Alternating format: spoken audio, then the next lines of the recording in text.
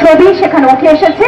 সাথে সাথে আমরা বলতে চাই এটা একটা সুষ্ঠু তদন্ত হওয়া উচিত ঘটনা, এবং এই অপরাধের সাথে যারা যুক্ত, এই যে নারীকে হেনস্থা করার, নিপীড়ন করার সাথে যারা যুক্ত, প্রত্যেকের দৃষ্টান্তমূলক জায়গা থেকে আমরা দেখি আমাদের নারীদের প্রতি কিভাবে করে অবজ্ঞাসূচক মন্তব্য ক্রমাগত সেসব আমরা দেখতে থাকি, এবং আমাদের রাষ্ট্র কিন্তু সেই সব ক্ষেত্রে কোনো ব্যবস্থা দেয় না। ফলে আমরা মনে করি এইভাবে শাস্তি আমরা দাবি করি। আমরা সাথে সাথে দাবি করি সারা দেশে অসংখ্য নারী নির্যাতন, ধর্ষণ, হত্যার ঘটনা ঘটছে, সেই ঘটনাগুলো আমরা বিচার দাবি করি। আপনারা জানেন আমাদের পূর্ববর্তী বক্তারা বলেছেন যে বাংলাদেশে কিভাবে নারী শিশু নিপীড়নের ঘটনাগুলো ঘটেই চলেছে এবং এটা বেড়েই চলেছে। আপনারা জানেন যে সংবাদপত্রে বিভিন্ন ভাবে সেই একটা হিসাব করা হয়েছে, পরিসংখ্যান এসেছে যে গড়ে দিনে প্রায় 17টি করে ধর্ষণের ঘটনা সারা দেশে ঘটে থাকে, এবং সরকারি হিসাব মতে দেখা যাচ্ছে সরকারি প্রতিষ্ঠান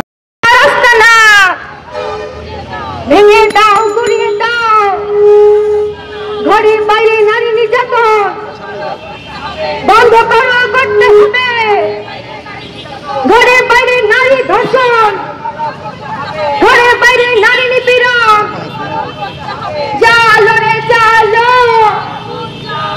চালো রে চালো, চালো রে চালো, সমাজতান্ত্রিক মহিলা ফোরাম, সমাজতান্ত্রিক ছাত্র ফ্রন্ট, কুমিল্লার ধর্ষণ কেন, প্রশাসন আমার বোন ধর্ষিত কেন, ধর্ষণ অভিযোগে সেই প্রতিষ্ঠান থেকেই বলা হচ্ছে যে ধর্ষণ এবং নিপীড়নের ঘটনার যে মামলা হয় তার 97% মামলার কোনো ধরনের বিচার হয় না। মাত্র 3টি মামলার বিচার হয়ে থাকে 100টি মামলার মধ্যে।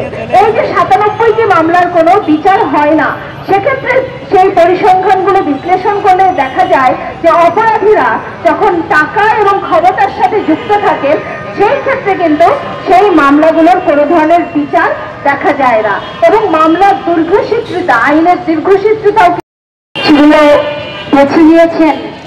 এই 3টি প্রশ্নের উত্তর যদি আমরা দেখি বা আমরা চাই, তাহলে আমরা দেখব রাষ্ট্র প্রত্যেকটি ক্ষেত্রেই নির্বিকার, এবং কিভাবে করে ঘটনাগুলোকে জিয়ে রাখা যায় সেই জিয়ে রাখার পন্থাগুলো তিনি অবলম্বন করেছেন, এবং রাষ্ট্র প্রত্যেকটি ক্ষেত্রে একটা বিচারহীনতার নিদারুণ সংস্কৃতির চর্চা করে যাচ্ছেন।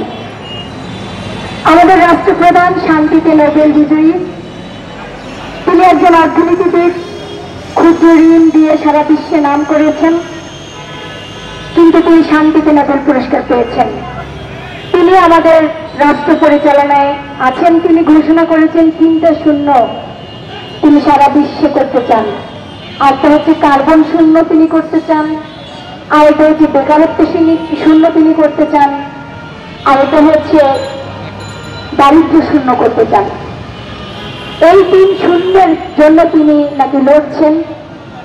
আমরা আজকে সমাবেশ থেকে নারী সমাজের পক্ষ থেকে তার কাছে দাবি জানাই, আপনি প্রত্যেকটি শূন্য করার জন্য আপনি ব্যর্থ হয়েছেন, রাষ্ট্রপ্রধান হিসেবে আপনি ব্যর্থ হচ্ছেন। আমরা আজকে 3টি শূন্য চাই তার কাছে। আর আমরা নারীরা সকল ধরনের শ্রম শোষণ শূন্য সমাজ চাই। আমরা নারীরা ধর্ষণ এবং নিপীড়নের একটা শূন্য সমাজ চাই, কোনো ধর্ষণ হবে না, নিপীড়ন হবে না। আমরা চাই যে আমাদের নারীদের নিরাপত্তাহীনতার যে সমাজ, সেই নিরাপত্তাহীনতা শূন্য একটা সমাজ চাই। এই 3টা শূন্য সমাজ তিনি কি আমাদের শান্তিতে নোবেলজয়ী ডক্টর ইউনূস তিনি কি দিতে পারবেন? এবং নিরাপত্তার পাশাপাশি আমরা যে কথাটা বলতে চাই যে বিচারহীনতার যে সুন্দর সংস্কৃতি নির্মাণ হয়েছে এই বাংলাদেশে, সেই বিচারহীনতার সংস্কৃতি শূন্য বাংলাদেশ চাই। এই চাওয়া, সেই চাওয়া আমরা জানি যে তিনি একটু পারবেন না, কিন্তু তার উদ্বিগ্নতাটা আমরা দেখতে পেতে পারি, সেটিও আমরা দেখবো না, এটাও নিশ্চিত। কারণ তাদের মনোযোগের বিষয়বস্তু সেটি নয়। তাদের যদি মনোযোগের বিষয়বস্তু হতো তাহলে একটি ঘটনা দিয়ে পুরো বাংলাদেশকে দেখা যায়। জুলাই গণঅভ্যুত্থানের যে শহীদদের পরিবার, তাদের নিয়ে অনেক কিছু করার কথা আমরা শুনেছি, কিন্তু সেই শহীদের যে মেয়ে, তাকে ধর্ষণ করার পরে সেই মেয়েটি 23টা দিন বেঁচেছিল। সেই মেয়েটি কেমন পরিবেশের মধ্যে বেঁচেছিলেন? যিনি শহীদ হয়েছিলেন, বুকে রক্ত গুলি লেগে তিনি 18 দিন জীবনের সাথে যুদ্ধ করেছিলেন, আর তার মেয়ে 23 দিন যুদ্ধ করেছে। এই সমাজ তাকে বাঁচতে দেয়নি। প্রতি মুহূর্তেই সমাজ তাকে মনে করিয়ে দিয়েছে সে ধর্ষিতা এবং সেই অপরাধী, এবং তার এই সমাজে মুখ দেখানোর জায়গা নেই।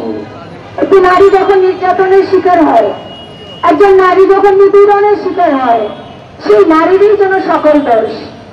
সেই দৃষ্টান্তই আমরা সমাজে দেখি এবং রাষ্ট্র থেকে বারে বারে আমরা দেখেছি। আমরা ইয়াসমিনকে হত্যা করা যখন হয়েছিল, সেই ইয়াসমিন হত্যার পরে আমরা শুনেছিলাম ইয়াসমিন নাকি একজন পতিতা হলেও কি তাকে ধর্ষণ করে হত্যা করা যায়? তনুকে যখন হত্যা করা হয়েছিল, আমাদের যে একটা নিরাপত্তা বেষ্টিত এলাকা, সেই